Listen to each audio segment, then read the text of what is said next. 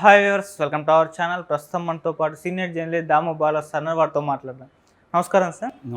Sir, ఇవాళ సుధీర్ బాబు గారిది హరోం హర movie release అయింది సార్. మరి ఇది సినిమా ఎలా ఉంది, మీ రివ్యూ ఏంటి సార్ ఈ సినిమా పైన? హరోం హర సుధీర్ బాబుకి చాలా రోజుల నుంచి హిట్ లేదు. సో ఇది ఖచ్చితంగా పెద్ద హిట్ అవుతుందని వాళ్ళు ప్రచారం చేశారు. ఇది ఒక కేజీఎఫ్ రేంజ్లో ఉంటుందని కూడా చెప్పారు. హైలీ ఇంటెన్సిఫైడ్ సినిమా అని కూడా వాళ్ళు ఇంటర్వ్యూస్లో చెప్పారు. దానికి తగినట్టే టీజర్స్ అండ్ ట్రైలర్స్ కూడా ఒక హైలీ ఇంటెన్సిఫైడ్ యాక్షన్ మూవీ లాగా మనకు కనబడింది. సో సినిమా ఎలా ఉంది? ఇది 2 గంటల 33 నిమిషాల లెంగ్త్ ఉన్న సినిమా. ముందుగా కాస్టింగ్ చూస్తే సుధీర్ బాబు, మాలవిక శర్మ, సునీల్, జయప్రకాష్, తర్వాత అక్షర గౌడని ఆమె పోలీస్ ఆఫీసర్గా చేసింది. సో ఇల్లు మెయిన్గా కాస్టింగు. ఇక టెక్నికల్ విషయానికి వస్తే దీనికి జ్ఞానసాగర్ ద్వారక అని అతను డైరెక్ట్ చేశాడు. సుమంత్ నాయుడు ప్రొడ్యూసరు, చేతన్ భరద్వాజ్ మ్యూజిక్ చేశాడు, అరవింద్ విశ్వనాథ్ కెమెరా వర్క్ చేశాడు. ఇక బేసిక్గా ఈ మధ్య కాలంలో టెంప్లెట్స్ అన్నీ కూడా ఎలా ఉంటున్నాయంటే, ఒక పీరియడ్ ఫిల్మ్ తీసుకోవడం, అంటే 90s 80s తీసుకోవడం, అక్కడ ఒక హైలీ ఒక యాక్షన్ మూవీని పెట్టడం, కథ మాత్రం రెగ్యులర్ కథగా చూసుకోవడం. ఇది జనరల్ టెంప్లెట్స్ ఈ మధ్య కేజీఎఫ్ కావచ్చు, పుష్ప కావచ్చు, ఇవన్నీ కూడా.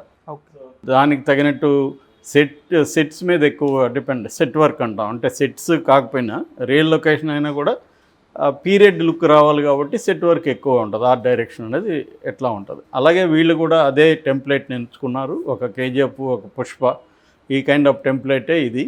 సో ఈ టెంప్లెట్లో భాగంగా వెళ్ళా ఉంటే 1980లో కుప్పం అనేది మా జిల్లా. ఇది వచ్చి 3 రాష్ట్రాల మధ్యలో ఉంటుంది. అంటే Tamil Nadu, Karnataka and Andhra Pradesh. One of the best places. అక్కడ ద్రవిడియన్ యూనివర్సిటీ కూడా ఉంది. సో ఈ కుర్రాడు సుబ్రహ్మణ్యం ఇతని పేరు. ఇతను బయట నుంచి అక్కడ బతకడానికి వస్తాడు. అక్కడ పాలిటెక్నిక్ కాలేజీలో ల్యాబొరేటరీ అసిస్టెంట్గా జాయిన్ అవుతాడు. అయితే ఆ ఊరిలో ఏంటంటే పరిస్థితి, అక్కడ ఒక ముగ్గురు విలన్స్ ఉంటారనమాట. తిమ్మారెడ్డి వాళ్ళ బ్రదరు, తర్వాత తిమ్మారెడ్డి కొడుకు శరత్ రెడ్డి, వీళ్ళు ఆ ఊరిని గుప్పెట్లో పెట్టుకుంటారు. ఆ ఊరంతా వీళ్ళంటే వణుకుతూ ఉంటుంది. ఏ స్థాయి అంటే ఎవరు కూడా తలెత్తి వాళ్ళ ఫేసులు కూడా చూసే ధైర్యం కూడా లేదు ఆ విలేజ్కి. అటువంటి ఒక నొటోరియస్ రౌడీ బ్యాచ్ అనమాట వీళ్ళు. సో అటువంటి దాంట్లో ఇతను వెళ్ళి పనిచేస్తాడు. ఇతను అనుకోకుండా శరత్ రెడ్డితో ఒక ప్రాబ్లం వచ్చి ఇతను జాబ్ పోతుంది. సో జాబ్ పోయినాక ఇతనికి ఒక ఫ్రెండ్ ఉంటాడు, కానిస్టేబుల్. అతను సస్పెండ్ అయి ఉంటాడు. ఆ కానిస్టేబుల్ క్యారెక్టర్ పళనిస్వామి మన సునీల్ చేశాడు. సో సునీల్కి ఇది ఫుల్ లెంగ్త్ క్యారెక్టర్. సినిమా అంతా ఉంటాడు సునీల్. ఒక మంచి క్యారెక్టర్, బాగా చేశాడు కూడా సునీల్.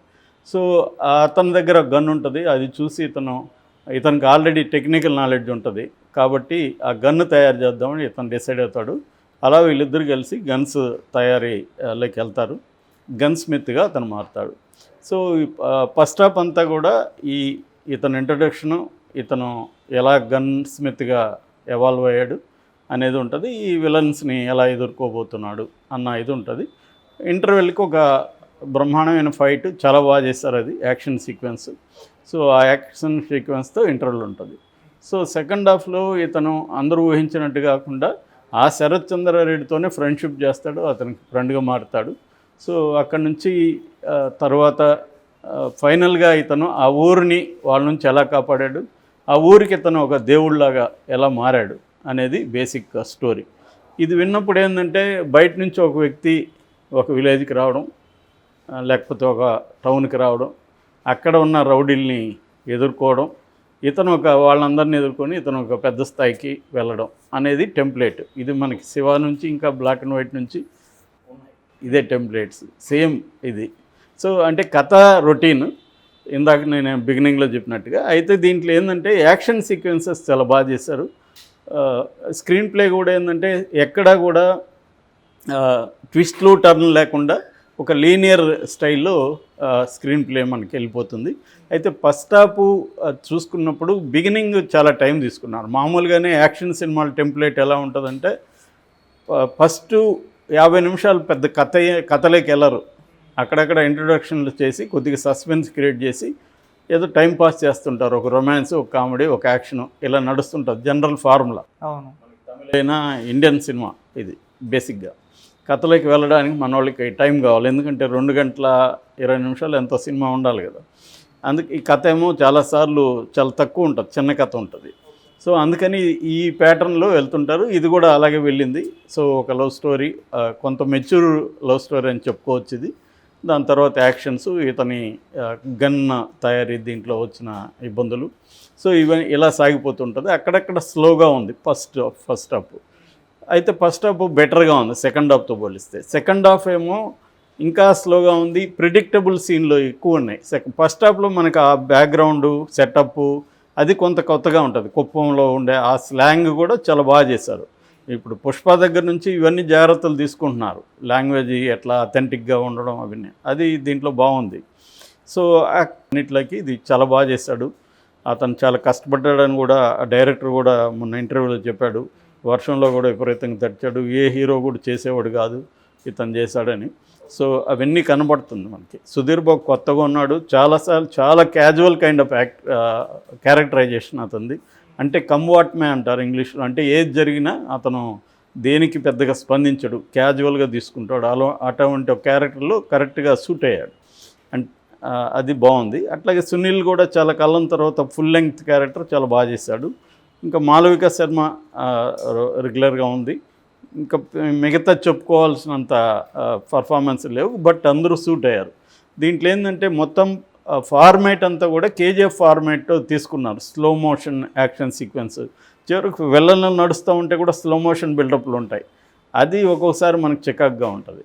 సో అనవసరమైన స్లో మోషన్లు, హీరోయిన్ నడిచిన స్లో మోషను, విలన్ నడిచిన ఇలా స్లో మోషన్ షాట్స్ ఎక్కువ ఉన్నాయి. ఇదంతా కూడా కేజీఎఫ్ ఇన్ఫ్లుయెన్స్ అనేది మనకు అర్థమవుతుంది. అట్లాగే మా రౌడీలు కానీ మనుషులు కానీ గడ్డలు ఎక్కువ పెట్టుకుంటారు. కేజీఎఫ్లో కూడా గడ్డం ఉంటే వేషం ఉంటుంది అనేవాళ్ళు అప్పట్లో కన్నడ కేజీఎఫ్లో.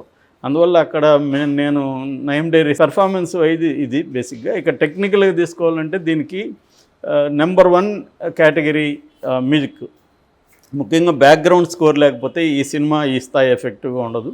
చాలా మామూలు సీన్లను కూడా బ్రహ్మాండంగా ఎలివేట్ చేశాడు బ్యాక్గ్రౌండ్ స్కిన్స్.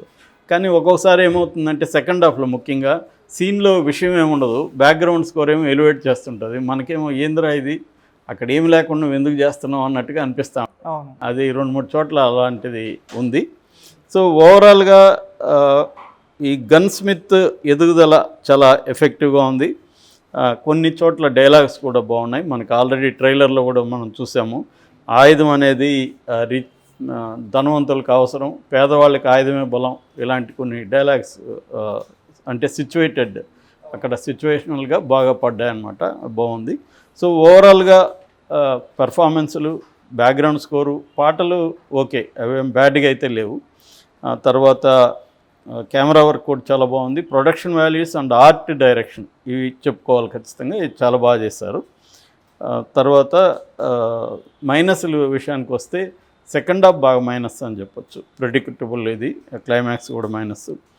తర్వాత అక్కడక్కడ బ్యాక్గ్రౌండ్ స్కోర్ కూడా సీన్లకు తగినట్లేదు, సీన్ల కంటే ఎక్కువ ఉంది, అది మేజర్ ప్రాబ్లం. ఓవరాల్గా ఇది మంచి యాక్షన్ సినిమాలు నచ్చేవాళ్ళు ఖచ్చితంగా చూడాల్సిన cinema. But emotion and drama సరిగ్గా వర్కౌట్ అవ్వలేదు. మనకి కేజీఎఫ్లో కానీ పుష్పలో కానీ ఆ ఎమోషన్ బాగా వర్కౌట్ అయింది, దీంట్లో అది డ్రాప్ అయింది. నిజానికి సుధీర్ బాబు చాలా ఇంటర్వ్యూలో చెప్పారు దీంట్లో డ్రామా ఎమోషన్ కూడా బాగుంటుందని, కానీ అంత ఎఫెక్టివ్గా అయితే రాలేదు. ఓకే. సో ఓవరాల్గా నా rating 2.5 out of 5. Okay sir, thank you so much.